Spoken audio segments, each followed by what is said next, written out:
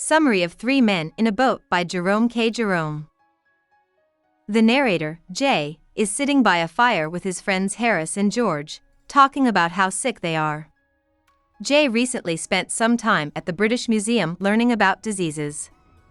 He came to the conclusion that he had all of them except for housemaid's knee.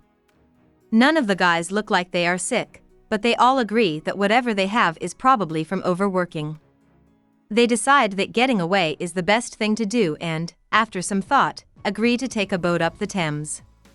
The men think of the trip as a return to nature where they can enjoy an easier and more pure life. However, packing turns out to be a difficult and time-consuming task. It seems like they forget things and have to start over. As they do this, Jay tells the reader that Harris makes him think of his Uncle Podger, who is always making easy things too hard. Jay also begs the reader to let go of their shallowness and materialism, to get rid of the lumber that limits their journey on the river of life. The men then talk about what food to bring with them, which makes Jay think of the time he helped a friend by transporting cheeses from Liverpool to London. Everyone he met turned away from the strong smell of the cheeses, and even his friend didn't want them in the end. When the men are done packing, it's clear they didn't really follow Jay's advice because they have so many bags full of clothes, fancy food, and tools. Also, it's getting late, so the men go to sleep. George says he'll get up early and wake the others up. When morning comes, the men have already slept too much. Mrs. Poppet, who cleans for Jay, thought they wanted to have a lie-in. While they eat breakfast, George reads the weather report from the paper. Even though Jay is upset about how inaccurate these kinds of forecasts and barometers are, it is sunny outside, and the men are hopeful that the weather will be good for their trip. George leaves to go to work at the bank and will meet up with the others later. Jay, Harris, and Montmorency, the dog, go to London's Waterloo station to catch a train to Kingston, where they will pick up their boat. At Waterloo, though, it looks like no one knows where the trains are going, so the two men have to pay a driver to take them to Kingston. As soon as they get their boat from this historic town, Jay starts to dream about Kingston in its heyday. Kingston was once a place where kings were crowned and nobles and courtiers walked the streets. Jay talks about how well buildings were built back then and points out a beautiful shop with wood walls that now has loud blue wallpaper on the walls. In his writing, Jay thinks deeply about what art is and how people value it. He thinks that things that are in style right now, which are usually from 100 or 200 years ago, are only valuable because they're old. He believes that in 100 years, modern commonplace things will also be valued as historical artifacts. Jay, Harris, and the dog float by Hampton Court, a beautiful castle that Henry VIII used to live in. Harris got lost in that maze one time and had to be rescued by the person who kept the maze. At Molesey, they pass through their first lock, which is a machine that controls how fast the water flows in the Thames. It is one of the nicest places along the river, and both boats and people having picnics like going there. Jay looks around at the scene and talks about the fashion of the time. He says that girls often wear clothes that look great but aren't appropriate for the river. People with the dog and two men stop at Kempton Park for lunch. While they're there, an angry man accuses them of breaking into his boss's property. The two of them just laugh at him. Harris then says he'll set people's homes on fire and sing funny songs while they're in ruins. This makes Jay think of a party they went to together where an old German master called Herr Slossenboschen played a song for the crowd. Before the show, two German students at the party told everyone that it was a funny song. People laughed at what turned out to be a sad and serious folk song because they didn't know any German and didn't want to look like they didn't know what was going on. The boat will soon get to Weybridge, where George is waiting. He walks in with a package that looks strange. It turns out to be a banjo, which he has never played before. The guys take turns pulling the boat along with a line from the bank of the river. Tow girls are especially bad at it, they all agree.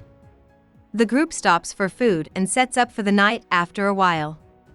They brought a fabric cover for the boat to sleep under, but it's really hard to set up because they keep getting tangled up in it and falling over. The men seem to be truly at peace once it's all set up and dinner has been served. They smoke pipes and talk about their lives. As the day ends, Jay talks about how the night can ease people's pain and make them feel like something mightier than themselves is with them. As the other men fall asleep, he makes up a strange story about three heroes who are in the woods and one of them gets hurt and gets split from the others. Seeing a vision, the reader is only told that it is called Sorrow, takes him to the castle, where he meets up with the other soldiers who thought he was dead. George wakes up early the next morning and talks about a time when his watch broke and he dressed up and went to work before realizing it was still dark outside. Harris is woken up by George and Jay, and all three of them agree that it's a good morning for a swim. They give up though, because the water is too cold for them. To trick the other two, Jay wets himself with a little water, but he falls in and gets wet. Harris makes eggs for breakfast, but the pan gets too hot and the eggs are ruined. The guys and their dog get to Magna Carta Island, which got its name from the place where King John is said to have signed the Magna Carta, an important English document that sets rules and ideas for human rights. Jay imagines himself back in time to the time when King John has stepped onto the shore, and we wait in the suffocating silence until a great shout breaks the air and the great cornerstone in England's Temple of Liberty has, now we know, been firmly laid. After a while, the men stop for lunch. They both feel down because they don't have any mustard, but they feel better when they remember they brought canned pineapple for dessert. They forgot the tin opener, which is a bad thing, and after all three men have trouble opening the tin, they give up and throw it into the Thames. The boat goes by Maidenhead after lunch. Jay says it's too snobby to be pleasant, and it's where many of the river's steam launches are based. The three men say they hate the steam-powered boats and that they often do things on purpose to block their way. The next place they go is Marlow, where Percy Bysshe Shelley used to live. The men go to get more food, but once again, they buy a lot more than they need. On their way back to the boat, young shop assistants carry their extra items for them. They get back on the river and get to Hambledon Lock. That's where they ask the lock keeper for water, and he tells them straight out to drink from the river. Once, the men used river water to make tea. But just as they were about to drink, a dead dog floated by and scared them away. Harris falls into the river while cutting a pie when the men stop for lunch. He says that the other people pushed him in. After more time on the river, the men get ready for bed pretty early in the evening. Harris makes Irish stew, which is a mix of different things that can go into it. Montmorency even adds a dead rat. George and Jay go to Henley, a nearby town, to get some drinks. When they get back, Harris doesn't seem to be there. In the end, they find him passed out from fighting a group of swans.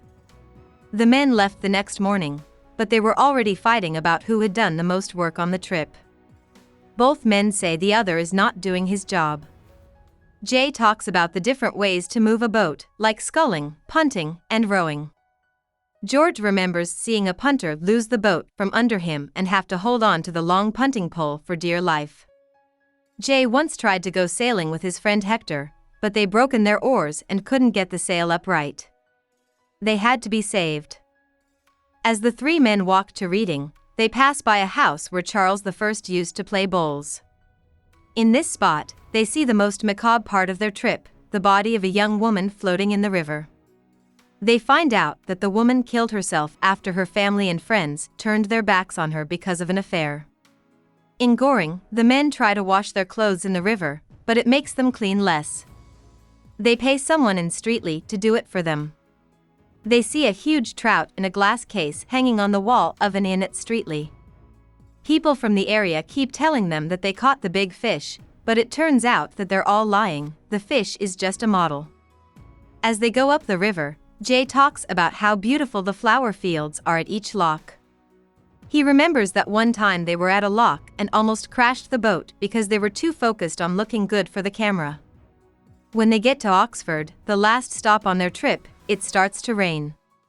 Even though the men try to deal with the weather for 2 days, all of their food gets wet, and when they try to cheer themselves up by singing, the music sounds sad.